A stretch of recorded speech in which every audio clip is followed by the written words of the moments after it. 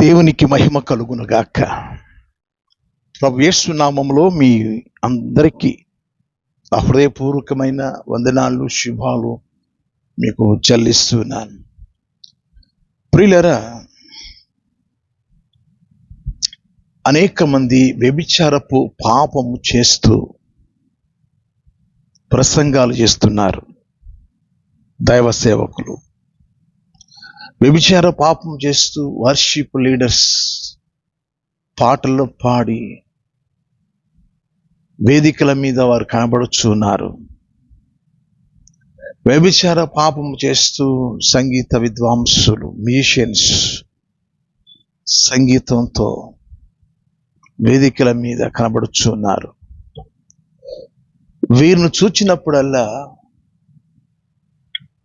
దేవుడు ఇలాంటి పాపపు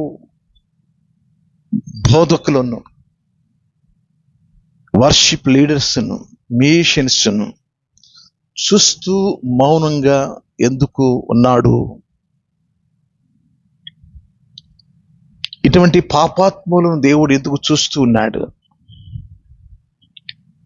వ్యభిచారపు జీవితాన్ని జీవిస్తూ మందిరాలలో, వేదికల మీద, పిలువబడిన ప్రతి ఫంక్షన్స్లో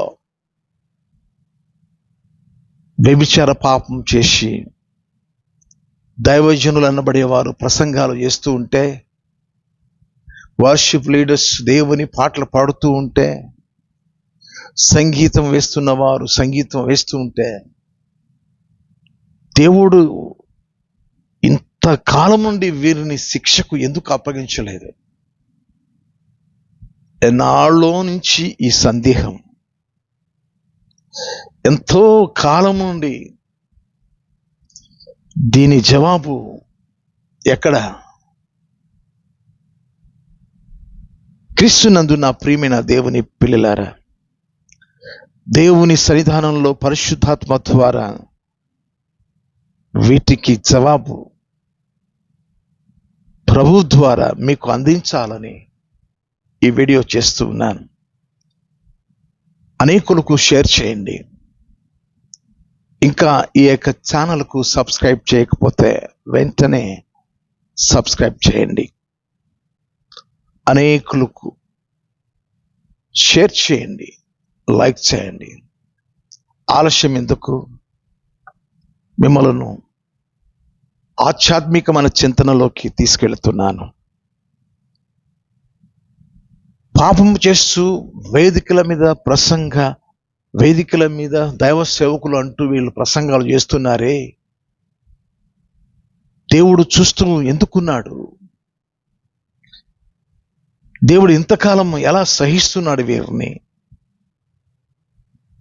నా ప్రియమైన దేవుని పిల్లరా, ప్రసంగించే ప్రసంగికునికి నేను చేసేది పాపం అని తెలియదంటారా? తెలుసు. వర్షిప్ లీడర్స్ అందరం లేపి అందరిని ఉత్తేజపరుస్తూ పాటలు పాడుతూ ఎగురుతూ గంతులు ఇస్తున్న వర్షిప్ లీడర్స్కి తెలియదంటారా? తెలుసు.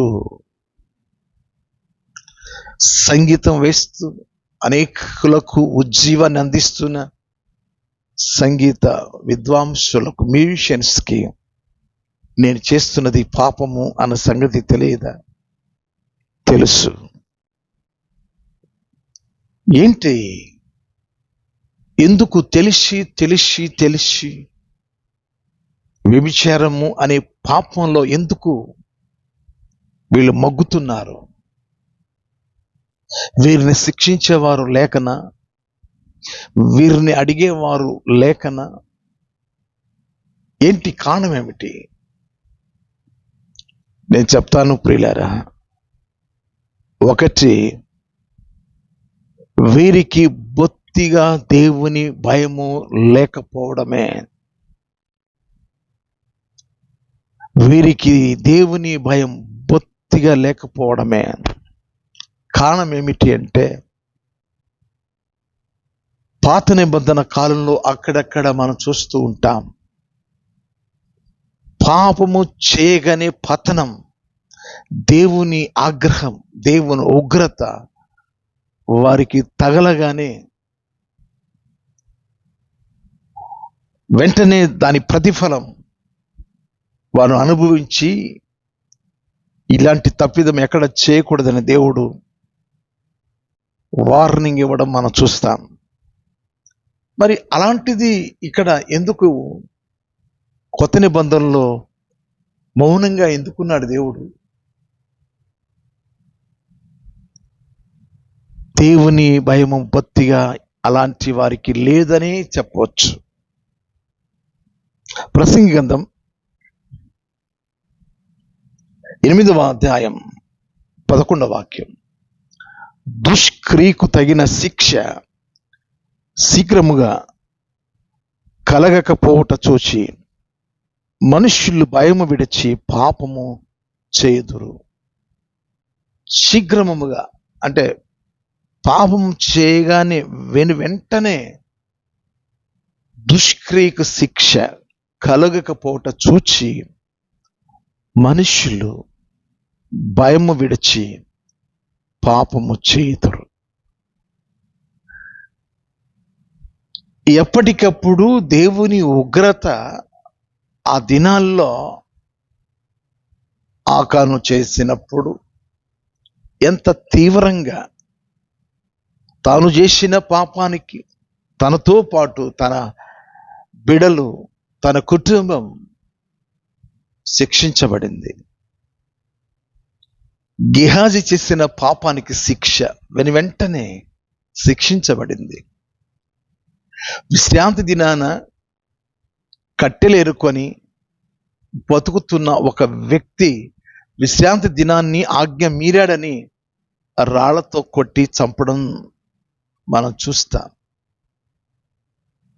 ఇలాంటి ఎన్ని విషయాలలో పాపము చేయగానే వెంటనే దేవుడు ప్రతిఫలం ఇచ్చేవాడు. ఎందుకు వ్యభిచార పాపము చేసి ప్రసంగ వేదికల మీద దైవజనులు ప్రసంగాలు చేస్తూ ఉన్నారు.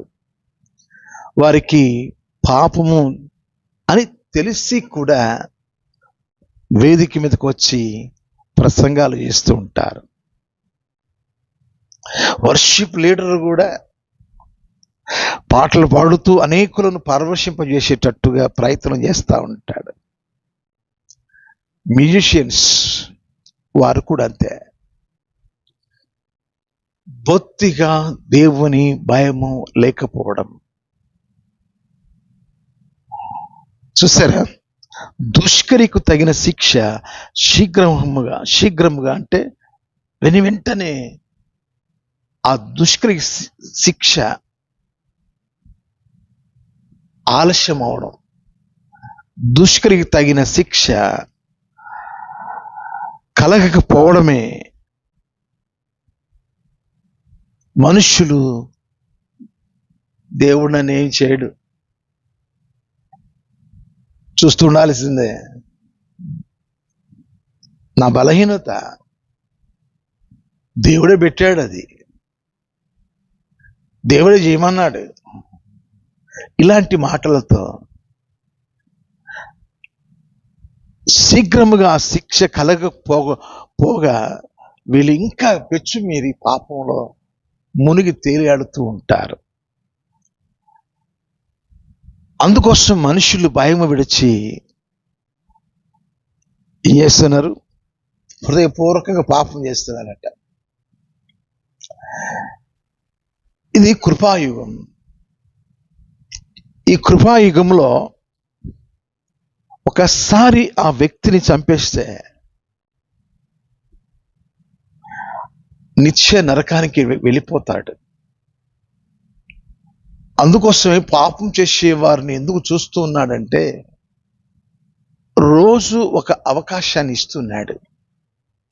రోజులో గంటల సమయం ఇస్తున్నాడు, నిమిషాల సమయం ఇస్తున్నాడు.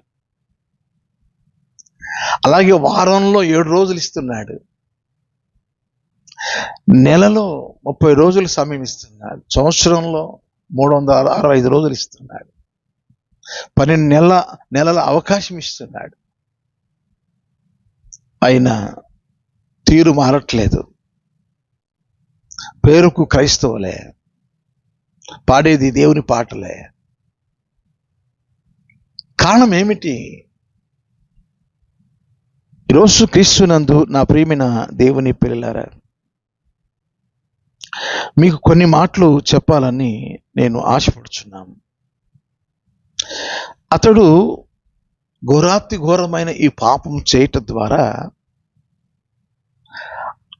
ఆ వ్యక్తి నుంచి దేవుని మహిమ తొలగిపోతుంది. ఎందుకు అంటే బైబిల్లో చాలా విషయాలు మనం చూస్తాం. మీ దేహము దేవుని వలన కలిగినది. మీరు విలువ పెట్టి కొనబడిన వారు. మీ దేహము దేవుని వలన కలిగినది. మీ దేహముతో దేవుని మహిమపరచండి అని పౌలు గారు కొరింథీయులకు రాసిన మొదటి పత్రిక 6వ అధ్యాయం 19-20 వచనాల్లో మీ దేహము దేవుని వలన కలిగినది. మీ దేహం విలువ పెట్టి కొనబడినది. మీ దేహములో పరిశుద్ధాత్మ దేవుడు నివసిస్తున్నాడని మీకు తెలియదా? కనుక మీ దేహముతో దేవుని మహిమపరచమని దేవుడు కోరుతున్నాడు. అయినా ఈ వాక్యాలు తెలియదంటారా వాళ్ళకి? తెలుసు, బాగా తెలుసు, బాగా తెలుసు. దేవుడు అనుమతించాడండి. లేకపోతే ఇన్ని రోజులు మరి ఈ పాపంలో మేము జీవిస్తుంటే మరి దేవుడు మమ్మల్ని శిక్షించలేదే. అదే అన్నమాట, దుష్క్రియకు తగిన శిక్ష కలుగకపోవటం చూచి మనుష్యులు భయము విడిచి పాపము చేదురు. అంటే దేవుని మంచితనం ఆ వ్యక్తికి చులకనైపోయింది.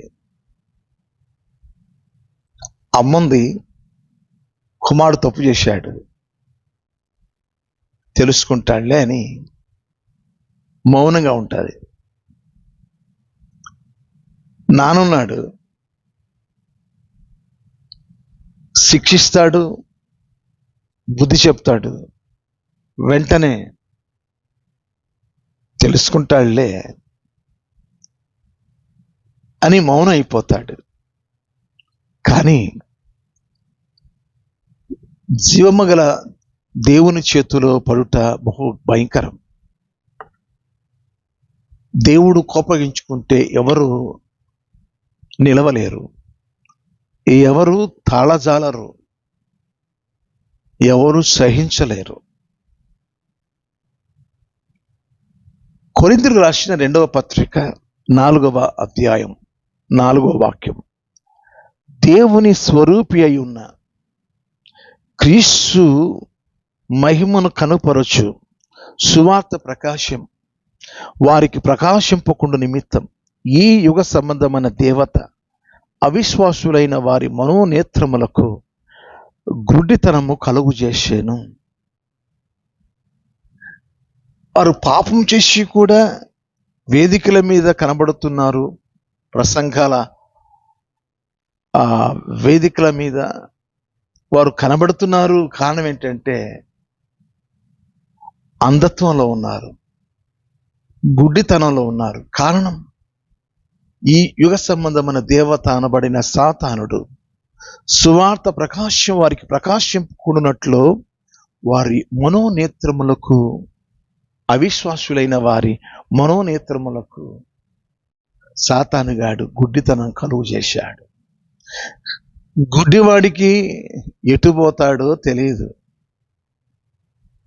ఏం చేస్తాడో కూడా తెలియదు, ఏది మార్గమో తెలియదు. పాపము అనే అంధకారంలో సంసోన్ చివరికి పతనమైపోయాడు. తెలుసు, ఒకతిని చూచాను, ఒకతిని చూచాను, ఒకతిని చూచాను అని 3 సార్లు ఉంటుంది. చూచేటప్పుడు తెలుసు, కానీ దేవుడు దయామయుడు, కరుణామయుడు, జాలిమయుడు, దీర్ఘశాంతపరుడు, దయాదాక్షిణ్యపూర్ణుడు, సాత్వికుడు. దేవా నన్ను క్షమించు అంటే క్షమించేవాడు. దుష్క్రియకు తగిన శిక్ష కలుగకపోవట చూచి మనుషులు పాపం చేస్తున్నారు. శిక్ష ఒక్కసారి దేవుడు ఇచ్చాడు అంటే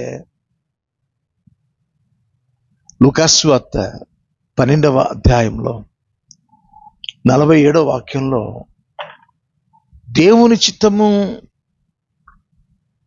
జరిగించని ప్రతి వానికి దెబ్బలు తగులుతాయని లేఖనంలో మనం చూస్తాం. లూకాసు వార్త 12వ అధ్యాయం 47వ వాక్యం. తన యజమాని చిత్తం ఎరిగి ఉండి సిద్ధపడక అతని చిత్తము చొప్పున జరిగింపక ఉండు దాసునికి అనేకమైన దెబ్బలు తగులును. దెబ్బలు తగలక మునిపే మారమని ఈ దీనసేవకుడు చెప్తున్నాడు. దెబ్బలు తగలక మునిపే దేవుని చిత్తమేంటో తెలిసి తెలిసి తెలిసి నువ్వు రక్షణ పొందాలని దేవుని చిత్తం, దయాపూర్వకమైన సంకల్పం. రక్షణ పొంది బాప్తిస్మం పొంది సంఘంలో పరిశుద్ధంగా పవిత్రంగా ఉండడానికి దేవుడు పిలుచుకున్నాడు. లోకములోంచి మనలను మూర్ఖులకు ఈ తరము వారికి వేరే రక్షణ పొందమన్నాడు. ఈ లోకము నుంచి మీరు ప్రత్యేకంగా నా కొరకు మీరు పరిశుద్ధులుగా ఉండమని దేవుడు కోరుకున్నాడు. పరిశుద్ధులుగా ఉండుటకు దేవుడు పిలుచుకున్నాడు. సత్యం మిమ్మల్ని స్వతంత్రులుగా చేస్తుంది అని దేవుడు చెప్పాడు. దెబ్బలు తగలక మునిపే శీఘ్రముగా దేవుని శిక్ష పడక మునిపే ఈ వర్తమానం వింటూ ఉండగా పాపం చేస్తూ వాక్యాన్ని బోధిస్తున్న బోధకులారా మారండి. వ్యభిచారము పాపం చేస్తూ వర్షిప్ లీడర్స్ అంటూ వేదికల మీద పాటలతో రంజింపజేస్తూ ఉన్న వర్షిప్ లీడర్స్ చెప్తున్నాను నేను, పాపం మానండి. మ్యూజిషియన్స్కి చెప్తున్నాను నేను, వ్యభిచారము పాపము నుంచి బయటికి రండి. దేవుడు కోపపడక మునిపే నిజరక్షకుడైన దేవునికి అవమానము అపకీర్తి కలుగు చేయక దేవుడు మనకిచ్చిన ఈ దేహంతో దేవుని మహిమపరచాలి, దేవుని గణపరచాలి, దేవుని స్తుతించాలి. రెండవ విషయాన్ని మీ వెనికిడిలోకి తీసుకొస్తున్నాను. రెండవ కారణం ఏమిటి? మొదటి కారణం ఏంటంటే బొత్తిగా దేవుని భయము లేకపోవడం. రెండవ కారణం కొరింథీయులకు రాసిన మొదటి పత్రిక 6వ అధ్యాయం 15వ వాక్యం. మీ దేహములు క్రీస్తునకు అవయములై ఉన్నవని మీరు ఎరగరా? నేను క్రీస్తు యొక్క అవయములను తీసుకొని వేసు యొక్క అవయములుగా చేయుదున అది ఎంత మాత్రమును తగదు. దేవుడు ఈ అవయములను ఈ శరీరంలో దేవుని పని జరిగించడానికి ఈ అవయములను దేవుడు మనకిచ్చాడు. ఈ అవయాలనట నీతికి సాధనాలుగా మనం రోమిలకు రాసిన పత్రిక 6వ అధ్యాయం 13వ వాక్యంలో నీతి సాధనాలుగా, నీతి అవయాలుగా దేవునికి మనం అప్పగించాలి, దేవుని పని కొరకు అప్పగించాలి. నీతి కార్యాలు జరిగించడానికి ఈ అవయవాలను, ఈ శరీరంలో ఉన్న ఈ అవయవాలను వేశ్యకు అప్పగించక, వ్యభిచార స్త్రీకి, వ్యభిచారపు పురుషునికి ఈ దేహాన్ని అప్పగించకుండా నీతి అవయవాలుగా, నీతి సాధనాలుగా, దేవుని పని కొరకు వాడబడే పాత్రలుగా దేవునికి అప్పగించాలి.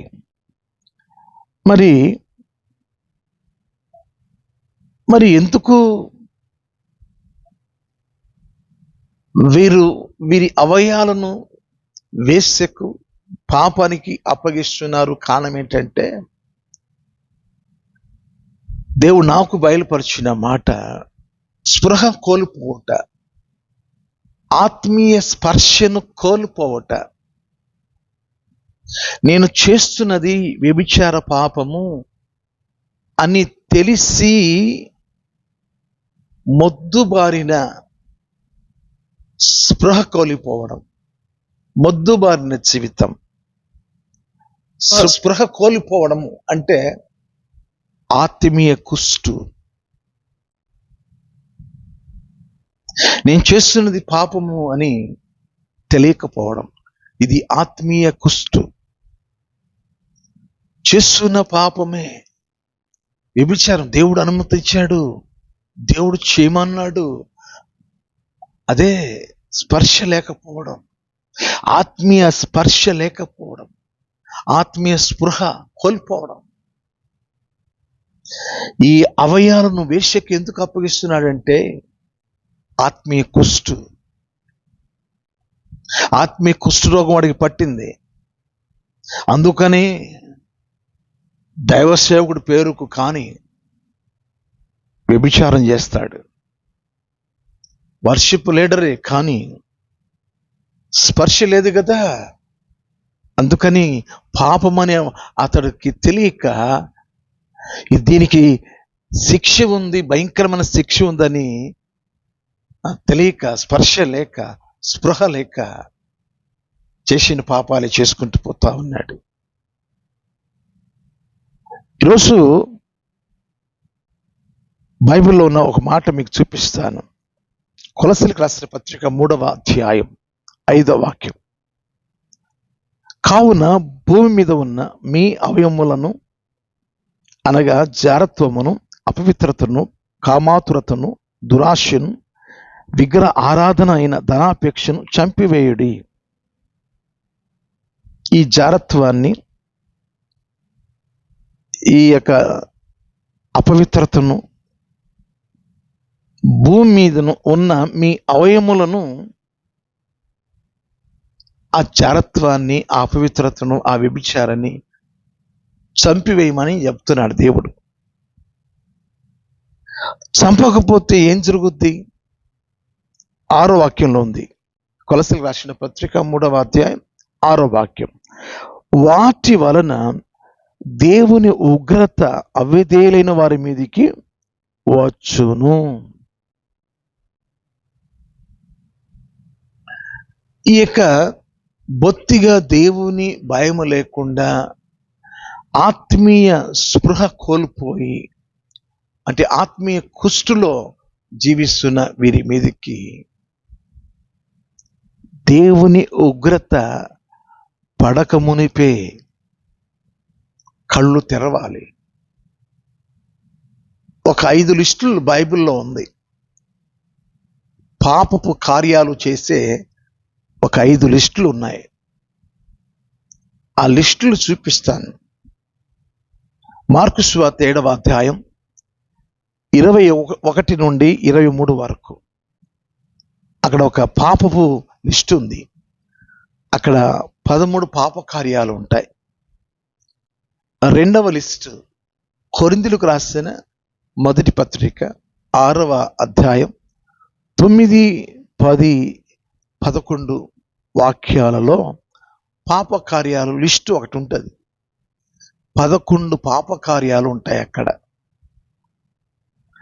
3వ లిస్టు గలతీయులకు రాసిన పత్రిక 5వ అధ్యాయం 19 నుండి 21 వరకు మనం చదివినప్పుడు 15 పాప కార్యాలు ఉంటాయి. తర్వాత ప్రకటన గ్రంథం 21వ అధ్యాయం 8వ వాక్యంలో అక్కడ ఒక లిస్ట్ ఉంది. 8 పాప కార్యాలు అక్కడ ఉన్నాయి. 5వ లిస్టు ప్రకటన గ్రంథం 22వ అధ్యాయం 15వ వచనంలో 6 పాప కార్యాలు ఉన్నాయి. ఈ 5 లిస్టులో వ్యభిచార పాపము మనకు కనబడుతుంది. వ్యభిచారము అనేది పాపము అని అక్కడ కనబడుతుంది. దేవదేవుడు 10 ఆజ్ఞల్లో 8వ ఆజ్ఞ వ్యభిచరించవద్దు అంటాడు. 10వ ఆజ్ఞలో నీ పొరుగు మనదుకు దేనిని చీపురు పొలనైనను నీ పొరుగు వాని భార్యనైనా నీవు ఆశించకూడదు అని ఆజ్ఞల్లో 10 ఆజ్ఞల్లో దేవుడు రాసిపెట్టాడు. ఇన్ని తెలిసిన దైవ సేవకుడే కర్కశుడై బొత్తిగా భయము విడచి వ్యభిచారం చేసి వేదిక మీద వచ్చి వ్యభిచార పాపం చేస్తున్నాడే, దేవునికి కోపం రాదా? దేవుడు చూడడా? చూస్తాడు. ప్రతిదానికి తగిన కాలం దేవుడు ఏర్పాటు చేస్తాడు. మనం అనుకున్నంత ఆయన అంత తొందరపడేవాడు కాదు. మనకులాగా ఆగ్రహంతో ఉండేవాడు కాదు. ఈ కృపాయుగంలో కృప పొందుకోవాలి అన్నది ఆయన ఆలోచన. దయచేసి ఈ వర్తమానం సహోదరుడా, నువ్వు దైవ సేవకుడు అయినా, నువ్వు ఎంత పెద్ద సేవకుడు అయినా, లేకపోతే మ్యూజిషియన్ అయినా, లేకపోతే వర్షిప్ లీడర్ అయినా, మానుకో. పాపము యొక్క ప్రతిఫలం చాలా తీవ్రంగా ఉంటుంది. ఆ తీవ్రమైన ఆ శిక్షకు దేవుడు అప్పగించక మునిపే దేవుడిస్తున్న రోజులు దాటేస్తున్నావా? వారాలను దాటేస్తున్నావా? నెలలను దాటేస్తున్నావా? సంవత్సరాలను దాటేస్తున్నావా? నన్ను దేవుడు ఏమీ చేయడని అనుకుంటున్నావా? చూడండి ప్రియులారా, ఒక వాక్యాన్ని చదివి వినిపిస్తాను. కీర్తన గ్రంథంలో 50వ కీర్తన 17 నుండి నేను వరుసగా చదువుతున్నాను. దిద్దుబాటు నీకు అసహ్యము కదా, నీవు నా మాటలను వెనుకకు త్రోసివేసేదవు. నీవు దొంగను చూచినప్పుడు వానితో ఏకీభవించేదవు. వ్యభిచారులను నీవు సాంగత్యము చేసేదవు. వ్యభిచారులతో నీవు సాంగత్యము చేసేదవు. వ్యభిచారులతో నీవు సాంగత్యము చేసేదవు. కీడు చేయవలని నీవు నోరు తెరుచుచున్నావు. నీ నాలుక కపటము కల్పించుచున్నది. నీవు కూర్చుండి నీ సహోదరుని మీద కొండెములు చెప్పుచున్నావు. నీ తల్లి కుమారుని మీద అపనిందలు మోపుచున్నావు. ఇట్టి పనులు నీవు చేసినను నేను మౌనునై ఉంటిని, అందుకు నేను కేవలం నీ వంటి వాడనని నీవు అనుకుంటివి.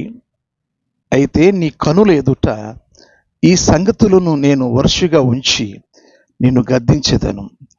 దేవుని మరచువార్లారా, దీన్ని యోచించుకొనుడి. లేని ఎడల నేను మిమ్మును చీల్చివేయదును, తప్పించువాడు ఎవడునూ లేకపోవును. కాబట్టి కొంతమందికి పాపము అనేది తమాషా అయిపోయింది. అది దేవుడు అనుమతించాడులేండి అని వాళ్ళు అనుకుంటున్నారు. చూసారా, ఈ 50వ కీర్తనలో 17 నుండి 22 వచనాల్లో దిద్దుబాటు నీకు అసహ్యం అయిపోయింది. ఎన్ని మార్లు గద్దించి దాన్ని లోపడలేకపోతున్నావు. కాబట్టి ఈ శరీరాన్ని దేవుడు మనకు అనుగ్రహించాడు. దేవుడు అనుగ్రహిస్తేనే ఈ శరీరం ప్రభు మనకు దేవాలయముగా దేవుని ఆత్మ నివసించేదానికి ఈ దేహాన్ని దేవుడు ఏర్పాటు చేసుకున్నాడు. అందుకోసమే కొరింథీయులకు రాసిన మొదటి పత్రిక 3వ అధ్యాయం 16-17లో ఈ యొక్క దేహమని ఈ ఆలయమును ఎవడు పాడు చేస్తాడో నేను వాడిని పాడు చేస్తాను. దయచేసి ప్రియ దేవుని పిల్లలారా, నిజముగా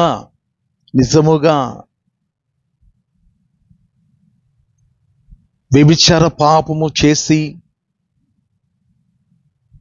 దైవ సేవకుడనే ముసుగులో ఉన్న నామకార్థ బోధకుడా నీకు చెప్తున్నాను, దేవుడు నిన్ను గద్దించిన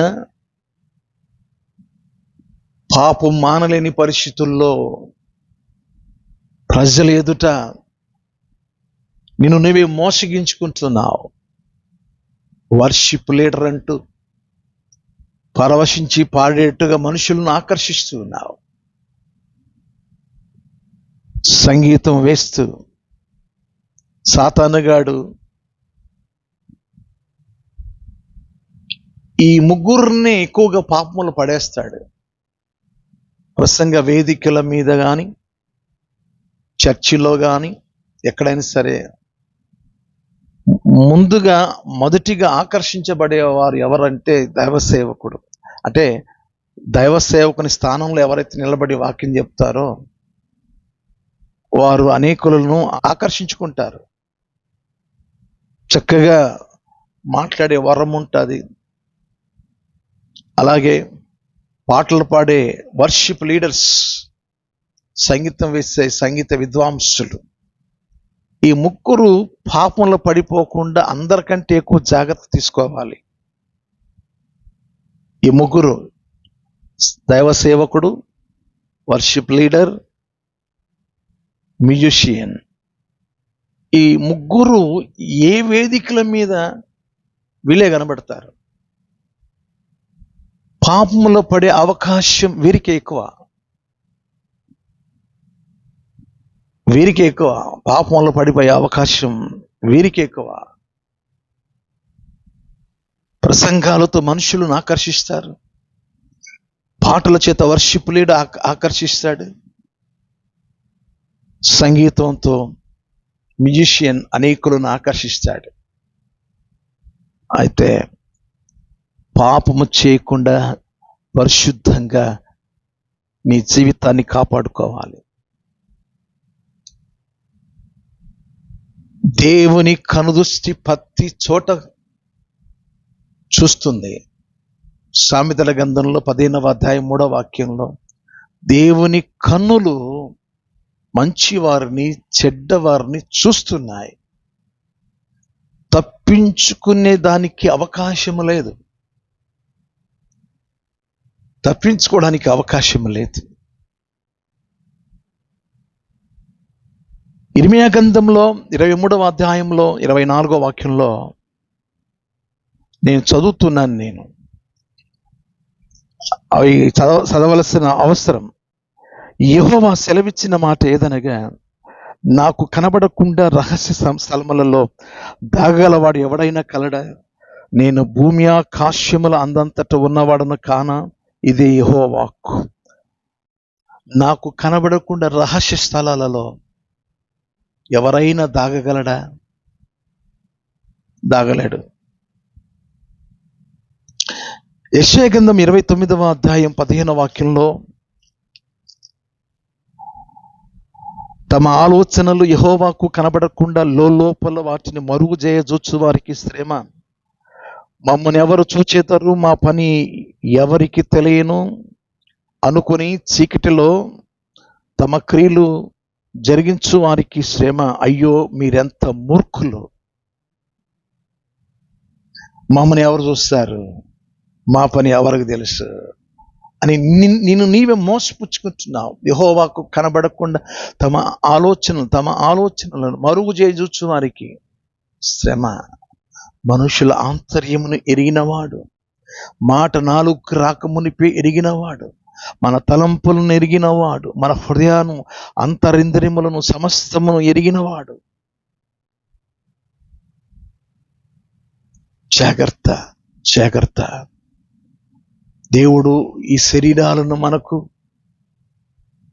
సౌందర్యంగా ఈ మాంసపు ముద్ద మీద కప్పుకున్నాడు. ఈ శరీరాన్ని, ఈ శరీరం ద్వారా నీతి అవయాలుగా దేవునికి అప్పగించుకొని నీతి కార్యాల కొరకు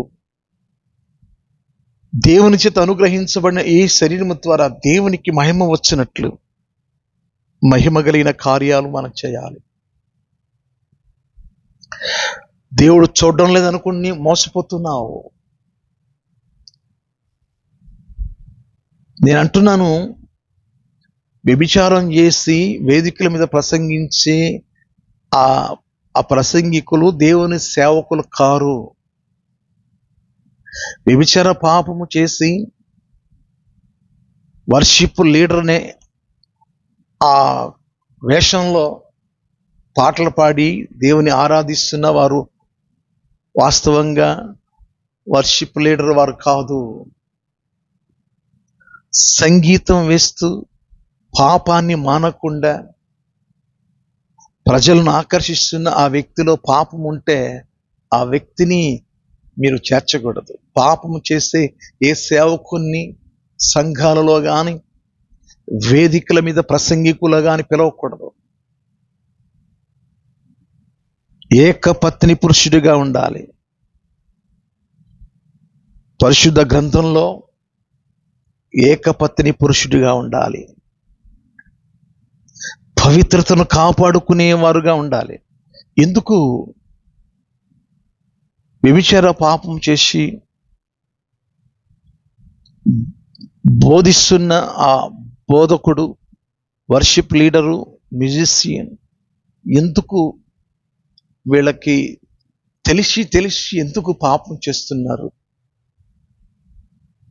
అంటే 2 విషయాలు చెప్పడం జరిగింది. బొత్తిగా దేవుని భయం లేకపోవడం, పాపము అనే ఆ ఆత్మీయ కుష్టు స్పృహ లేకపోవడం, స్పర్శ లేకపోవడం, ఆత్మీయ స్పర్శ లేకపోవడం మీకు చెప్పడం జరిగింది. దేవుడు న్యాయవంతుడు, ఆయన పరిశుద్ధుడు, ఆయన గ్రంథం పరిశుద్ధమైనది, ఆయన మందిరం పరిశుద్ధమైనది, ఆయన నివసించే పట్టణం అది పరిశుద్ధమైనది. నిషిద్ధమైనది, అసహ్యమైనది, అబద్ధమైనది దేవుని పట్టణంలోనికి ప్రవేశింపనేరు. నీతి నివసించే పట్టణం అది. ఈరోజు ప్రియ దేవుని పిల్లలారా, మన ఆత్మీయ జీవితాన్ని మనం కాపాడుకోవాలి. దేవుడు అనుగ్రహించిన ఈ దేహంతో దేవుని మహిమపరచు. ఆయన మన దేహాలను పరిశుద్ధంగా ఉంచడానికి తన దేహాన్ని సిలువకు అప్పగించుకొని పరిమళ వాసన వెదజల్లడానికి మన జీవితాలను ఆయన రక్తము కార్చినాడు. ఆ రక్తంతో కడగబడిన మన జీవితంలో పరిమళ వాసన వెదజల్లాలి. 23వ కీర్తనలో దావీదు మహారాజు చెప్తాడు, యెహోవా నా కాపరి, నాకు లేమి కలుగదు. పచ్చిగల చోట్ల ఆయన నన్ను పరుండ చేయించున్నాడు. శాంతికరమైన జలముల యొద్దకు ఆయన నడిపిస్తున్నాడు. పచ్చిక బయళ్ళలో నిన్ను పరుండ చేస్తున్నాడు. అది సండే స్కూల్ అనుభవం. అది సండే స్కూల్ అనుభవం. తొలి అడుగు, నీ ఆత్మీయ అడుగు సండే స్కూల్ అనుభవం. ఆ పచ్చికలో మనకు పువ్వులు కనబడవు, ఫలాలు కనబడవు. ఒకవేళ చిన్న చిన్న పువ్వులు ఉన్నా, చిన్న చిన్న కాయలు కాసిన, వాటి వల్ల ఉపయోగం ఏముండదు. గడ్డి పరక వంటి మన ఆత్మీయ జీవితం సండే స్కూల్తో ప్రారంభించబడుతుంది. ఆ తర్వాత పరమగీతంలో 2వ అధ్యాయంలో ఆ మొదటి 2 వాక్యాలు మనం చదువుకోవాలి. బలు రక్కసి చెట్ల మధ్య వల్లి పద్మపు అనుభవం. వల్లి పద్మము అనుభవం అది లోయల్లో ఉండే అనుభవం. దేవుని రాజ్య మర్మాలు నేర్చుకునే అనుభవం. ఆ అనుభవంలోనికి వెళ్ళాలి. అక్కడి నుంచి షారోను పనుల్లో పూచిన పుష్పపు అనుభవంలోనికి వెళ్ళాలి. క్రీస్తు సువాసనగా మన జీవితాలు వెదజల్లాల. మనల్ని దేవుడు క్రీస్తు పరిమళ వాసన వెదజల్లేటట్టుగా చేశాడు. ఈరోజు నేను ఎందుకు ఈ మాటలు మీకు చెప్తున్నానంటే, మోసపోవద్దు ప్రియులారా, మోసపోవద్దు. చాలా మంది దేవుడు చూడడం లేదులే అనుకొని మోసపోతున్నారు. ఎబ్రిల్ రాసిన పత్రిక 4వ అధ్యాయంలో 13వ వాక్యాన్ని నేను చదువుతున్నాను. ఇవన్నీ మీ ఆత్మీయ జీవితానికి మేలులు చేకూర్చేవి. ఇవన్నీ మీ ఆత్మీయ జీవితానికి క్షేమం కలిగించే విషయాలు ఇవి. మరియు ఆయన దృష్టికి కనబడని స్పష్టము ఏదీ లేదు. మనమెవనికి లెక్క ఒప్పజెప్పవలసి ఉన్నదో ఆ దేవుని కనులకు సమస్తమును మరుగు లేక తేటగా ఉన్నది. మరుగు లేక తేటగా ఉన్నది. తప్పించుకోలేము. నేను మీకు యోహాను రాసిన మొదటి పత్రిక 3వ అధ్యాయం 9వ వాక్యంలో, దేవుని మూలముగా పుట్టిన ప్రతి వానిలో ఆయన బీజం నిలుచును గనుక వాడు పాపము చేయడు. వాడు దేవుని మూలముగా పుట్టినవాడు గనుక పాపము చేయజాలడు. దేవుని వాక్యానుసారంగా మనం నిజముగా మారుమనసు పొంది ఉంటే చేయలేమండి పాపం. ఎందుకంటే ఆత్మదేవుడు మనలో ఉంటాడు గనుక ఈ ఆత్మదేవుడు ఆటంకపరుస్తూనే ఉంటాడు. నువ్వు చేస్తున్నది తప్పు మాట్లాడుతున్నావు. అందుకని ఆత్మ చేత ఈ శరీర క్రియలు మనం చంపి పరిశుద్ధులను కాపాడుకోవాలి. ఆత్మ లేనివాడు నావాడు కాడని వాక్యం చెప్తుంది. అందుకని దేవుని ఆత్మ కలిగి ఉంటేనే పరిశుద్ధంగా జీవించగలుగుతాం. పరిశుద్ధులుగా ఉండడానికి లోకంలోంచి మనం పిలుచుకున్నాడు. ఈ పరిశుద్ధతను మనం కాపాడుకుంటే నిలుస్తుంది. అవును, ఫిలిప్పీయులకు రాసిన పత్రిక 2వ అధ్యాయం 12వ వాక్యంలో, మీ సొంత రక్షణను భయముతో వణకుతో కొనసాగించుకొనడి. కాపాడుకోవాలి, రక్షణను కాపాడుకోవాలి.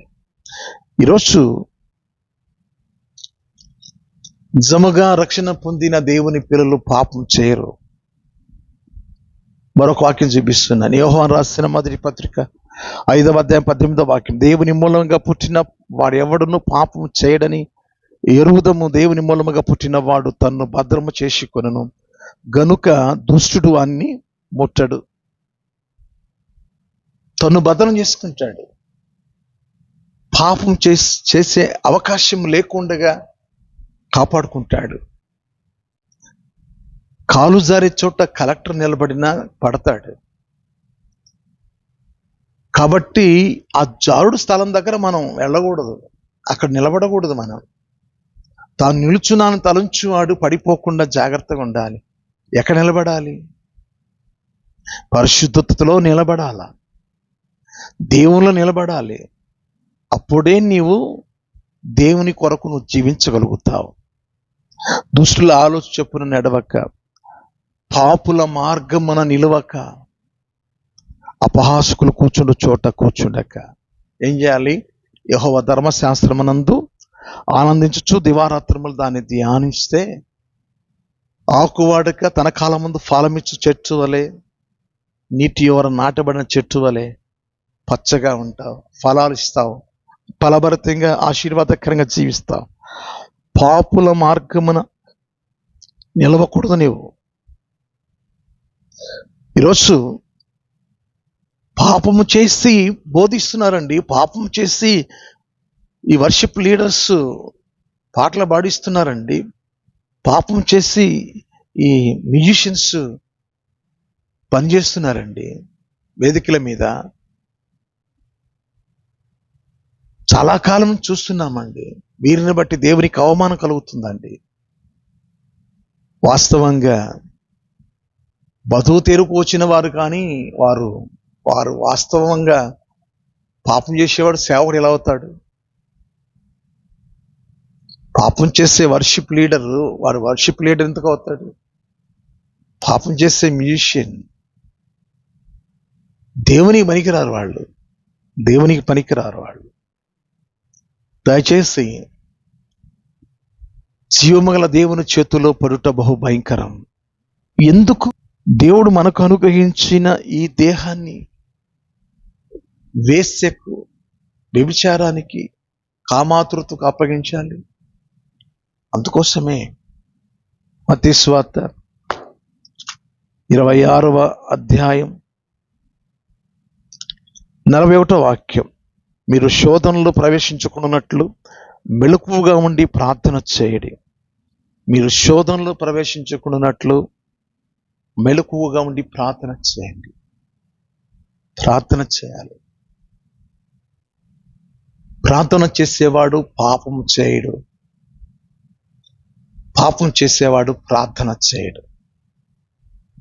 మళ్ళీ చెప్తున్నాను, ప్రార్థన చేసేవాడు పాపము చేయడు, పాపం చేసేవాడు ప్రార్థన చేయడు. దాన్ని బట్టి చెప్పేయచ్చు. ఎక్కడైనా హోటల్లో కానీ, ప్రార్థనలో కానీ, ఎక్కడన్నా కూర్చున్నప్పుడు అసలేమి ప్రార్థన చేసుకోకుండా ఆ ధ్యాసలో లేకుండా కొంతమంది జీవించేస్తూ ఉంటారు. ప్రయాణం చేసే ముందు ప్రార్థన చేసుకోరు, చేరుకున్న తర్వాత ప్రార్థన చేసుకోరు, భోజనం ఎదుట ఉన్న ప్రార్థన చేసుకోరు. మరి ఏ కార్యక్రమంలో కూడా వాడు శోధనలో మనం పడిపోయాము, పాపంలో పడిపోయాము అంటే ప్రార్థన జీవితం లేదు. ప్రార్థన జీవితం అది ఎలా వస్తుంది అంటే, ఉచ్చరింపు శక్యము కానీ మురుగులతో కూడిన ఆ పరిశుద్ధాత్మ దేవుని మనం పొందుకుంటే, ఆ ఆత్మను మనం పొందుకుంటేనే పరిశుద్ధతను మనం కాపాడుకోగలుగుతాం, పరిశుద్ధమైన జీవితంలో మనం కొనసాగలుగుతాం. లూకాసు వార్త 11వ అధ్యాయం 13వ వాక్యం నేను చదువుతున్నాను. పరలోకమందున్న మీ తండ్రి తన్ను అడుగు వారికి పరిశుద్ధాత్మను ఎంతో నిశ్చయముగా అనుగ్రహించును. పరలోకపు తండ్రిని అడగాలి, పరిశుద్ధాత్మను పంపించాయా? అందుకోసమే కదా నా ఆత్మ లేనివాడు నా వాడు కాడు అనే లేఖనంలో ఉంది.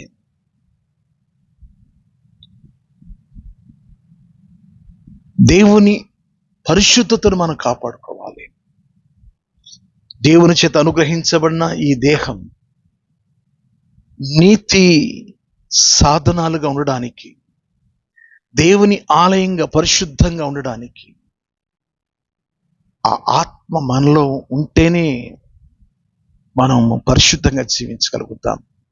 లేకపోతే ప్రార్థన జీవితం లేకుండా, ఆత్మ లేకుండా జీవిస్తే సేవకుడైనా, వర్షిప్ లీడర్ అయినా, మ్యూజిషియన్ అయినా పాపంలో పడిపోతారు. దేవుని మూలంగా పుట్టిన వారు ఎందుకు పాపము చేయజాలరు అంటే, వారిలో దేవుని ఆత్మ పనిచేస్తూ ఉంటుంది. వారు ప్రార్థన పరులై దేవుని కొరకు జీవిస్తూ ఉంటారు. కాబట్టి లోకములోంచి మనల్ని పరిశుద్ధులుగా ఉండడానికి పిలుచుకున్నాడు. పరిశుద్ధులుగా ఉండడానికి పిలువబడిన పరిశుద్ధులు మనం. మరి పరిశుద్ధులుగా ఉండడానికి దేవుడు మనల్ని పిలుచుకున్నాడు, కానీ అపవిత్రులుగా ఉండడానికి దేవుడు పిలుచుకోలేదు. తన స్వరక్తం ఇచ్చి సంపాదించిన సంఘంలో, పరిశుద్ధుల స్వాస్థ్యములో మరి మరణం వరకు కూడా మన ప్రాణములను ప్రేమించక, మరణం వరకు మనం పరిశుద్ధతను కాపాడుకోవాలి. ప్రాణం పోయినా పర్వాలేదు, దేవుడు ఆయన రక్తంలో మనల్ని పవిత్రులుగా, పరిశుద్ధులుగా తన ఆత్మ ద్వారా మనల్ని ముద్రించి ఆ తేజవాసుల స్వాస్యంలో మనం తీసుకువెళ్ళడానికి మన మీద ఆత్మ ముద్ర వేసి చంచకరువుగా ఉంచిన ఆ దేవునికి మచ్చ తేకూడదు, అవమానం తేకూడదు, దేవునికి మహిమ తీసుకురావాలి. కాబట్టి ఈ దేహముతో జరిగించిన ప్రతి పనికి క్రీస్తు న్యాయపీఠం ఎదుట నిలబడక మునిపే, మంచివైనను సరే చెడ్డవైనను సరే, మనలో ప్రతివాడు తనను గురించి తాను దేవునికి లెక్క అప్పగించే ఒక దినము రాబోతుంది. మనుషులు పలికిన ప్రతి వ్యర్థమైన మాటకు తీర్పు దినమున లెక్క అప్పగించవలసి ఉంది. మాటకే మోషేను పాలు తేనెలు ప్రవహించే దేశానికి పంపలేదే, మరి మన ఆత్మీయ జీవితంలో ఎక్కడైనా పడిపోతే ఇంకేమైనా ఉందా? అపవిత్రత కలిగి జీవిస్తే ఇంకేమైనా ఉందా? దేవుని చిత్తాన్ని ఎరిగి ఉండి ఆయన చిత్తాన్ని జరిగించకపోతే దెబ్బలు తగులుతాయన్న వాక్యం చదువుకున్న మనం అతి పరిశుద్ధత కలిగిన అనుభవంలోకి, ఆ పరిశుద్ధ ఆత్మ నడిపింపులోనికి మనం జీవిద్దాం. దేవుడు మనకిచ్చిన కాలాన్ని, సమయాన్ని సద్వినియోగం చేసుకుందాం. దేవుని రాకడ కొరకు మనం ఎదురు చూద్దాం. దేవుడు ఈ మాటలను దీవించును గాక. Amen. May God bless you. మెండారుగా దేవుడు మిమ్మల్ని దీవించును గాక. షాలోమ్. Praise the Lord. మీ అందరికీ వందనాలు. Thank you.